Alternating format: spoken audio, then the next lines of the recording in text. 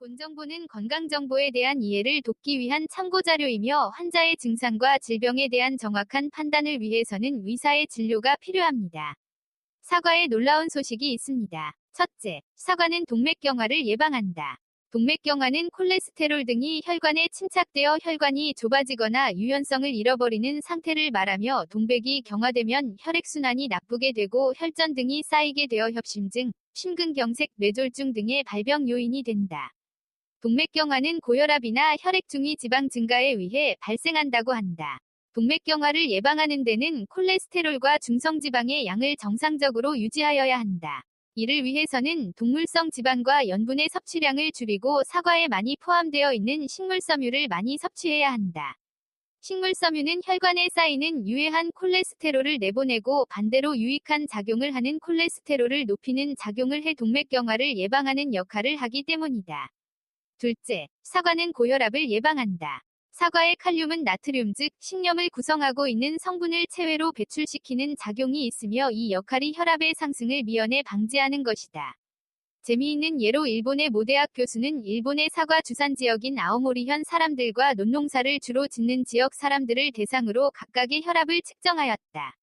그 결과 논농사를 짓는 지역 사람들에 비해 식염 섭취량이 전국 평균보다 상당히 높은 아오모리현 사과 주산 지역 사람들이 훨씬 더 혈압이 낮았다고 보고하였다. 셋째, 사과는 당뇨병의 치료에 도움이 된다. 당뇨병도 여러 가지형이 있지만 대개의 당뇨병 환자는 반드시 인슐린 주사를 필요로 하지 않아도 되는 경우가 대부분이다. 이 경우에 당뇨병은 일반적으로 비만형의 사람에게 많고 이들 환자들은 식사요법이 어렵다고 말한다. 그런 까닭에 식물섬유는 이들 환자들에게 효과적인 작용을 한다. 특히 식물섬유를 많이 포함하고 있는 사과는 칼로리 과다에 걱정이 없고 사과 한 개만으로도 공복감을 채울 수 있으므로 칼로리 섭취량을 제한받는 당뇨병 환자에게 일석이조라 하겠다. 그러나 당뇨병 환자의 경우 일반적으로 하루 한 개의 사과밖에 허용하지 않으므로 정제된 사과섬유를 권장한다. 사과에는 수용성 식물섬유가 포함되어 있으며 이 수용성 식물섬유는 체내에서 수분을 흡수하고 팽창하며 동시에 점성을 띠게 된다. 그러면 음식은 이 점성에 의하여 위내에서 머무르는 시간이 길어지게 되거나 소장에서의 영양소 흡수도 지연되게 된다.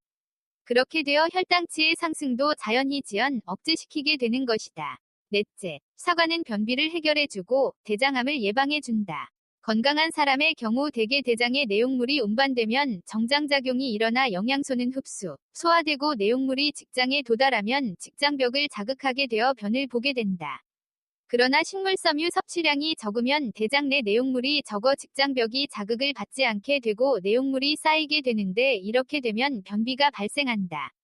식물섬유의 역할은 변비 해소와 유해물질을 흡수, 빨리 배출할 뿐만 아니라 암의 예방 효과도 있다.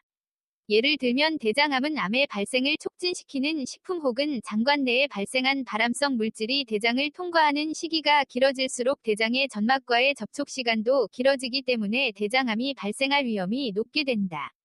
이 점에서 식물섬유는 변비의 예방과 해소에 효과가 있을 뿐 아니라 대장암 발병을 낮추는 역할도 하고 여기에 더하여 발암성 물질을 빨리 체외로 배출하는 역할도 한다.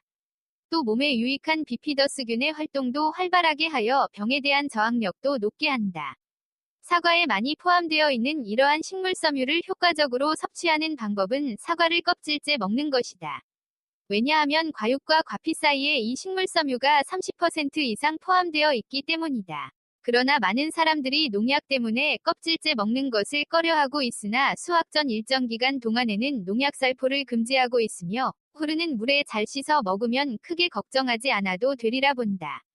요즘은 각종 사과 주스가 시중에 시판되고 있는데 주스로도 비타민과 미네랄의 성질은 손실되지 않으며 식물섬유도 섭취할 수 있고 연중 먹을 수 있으므로 효과적이다. 또한 사과에는 유기산이 0.5% 정도 함유되어 있으며 이들 산은 우리 몸 안에 쌓인 피로물질을 제거하여 주는 역할을 해준다. 이외에도 사과의 비타민C는 피로회복, 해독작용, 면역기능 강화작용 및 피부 미용 등에도 좋은 것으로 알려져 있다. 또 사과는 다이어트에도 그 위력을 발휘한다. 사과에는 불용성 섬유소와 수용성 섬유소인 펙틴이 풍부해 장내 유익한 색용, 면역기능 강화작용 및 피부 미용 등에도 좋은 것으로 알려져 있다.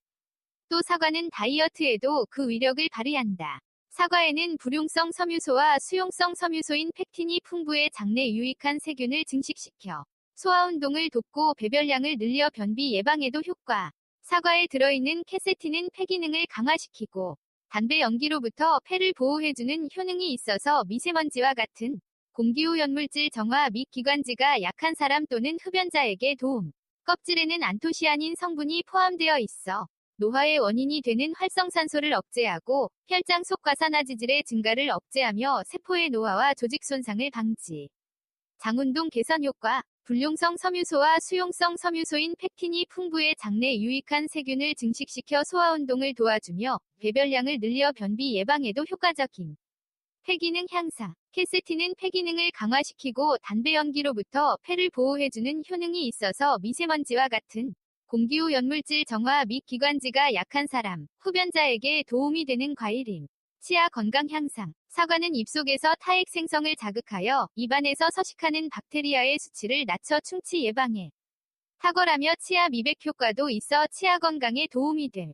고혈압 및 뇌졸중 예방. 사과의 많은 칼륨은 몸속의 염분을 배출시켜 고혈압 예방에 좋고 페놀산은 체내의 불안정한 유해산소를 무력화시켜 뇌졸중 예방에도 효과적임. 당뇨병 치료. 당뇨병 환자에게 사과는 달콤하지만 배불리 먹어도 칼로리 걱정이 없는 좋은 식품임. 노화 방지 및 항산화 효과. 사과의 껍질에는 안토시아닌 성분이 포함되어 있어 노화의 원인이 되는 활성산소를 억제하고 혈장 속 과산화지질의 증가를 억제하며 세포의 노화와 조직 손상을 방지함. 좋은 사과 고르는 방법. 과실의 단단하기는 만져봤을 때 탱글탱글한 것이 좋음. 녹색 빛이 많이 돌지 않는 것을 택하고 착색이 고르고 밝은 느낌을 주는 것. 표면이 균일하게 빨갛고 상처가 없으며 고유의 은은한 향이 나는 것. 꼭지가 푸른색이 돌고 물기가 있는 것. 껍질의 색깔이 고르고 밝은 느낌을 주는 것. 병충해 및 흠집이 없고 꼭지가 빠지지 않은 것. 품종별 고르는 방법. 스가로, 미숫가로 출하되는 사과이며 오래 보관 시 푸석푸석해지고 저장성이 좋지 않음. 홍로, 주로 추석을 대비하여 생산이 되며 붉은 선홍색을 띠고 저장기간이 1개월 정도임. 양광, 사과의 모양이 아주 둥글고 빨강색에 가까우며 표피가 단단해 보임. 후지, 일반적으로 생산량이 제일 많으며 신맛이 없고 단맛이 강해 장기 저장이 가능함. 보관 방법. 저장 온도는 1에서 2이며 습도는 85에서 90% 정도가 적당함. 냉장고에 보관할 때는 랩으로 싸서 보관하면 장기간 보관이 가능함. 밀봉하면 수분 증발이 일어나지 않아 장기간 보관이 가능함. 신선한 맛을 즐기려면 폴리에틸렌 필름에 밀봉하여 보관하는 것이 좋음. 품종에 따라 보관 온도가 다르며 홍로의 경우 약 1에서 1.5개월 정도 보관이 가능함. 장기 저장할 수 있는 후지 등의 품종은 장기 저장이 가능하므로 신문지를 덮어주면 적절한 수분과 온습도 유지로 맛을 더 낼 수 있음. 사과는 과일을 성숙시키는 호르몬인 에틸렌이 많이 나오는 과일로 충분히 익은 다른 과일과 함께 보관하지 않도록 주의하며 한편 이러한 특성을 활용하여 덜 익은 과일의 후속에도 활용할 수 있음. 손질 방법. 사과는 껍질을 벗겨두면 갈변 현상이 나타나므로 먹기 바로 직전에 껍질을 벗기는 것이 좋음.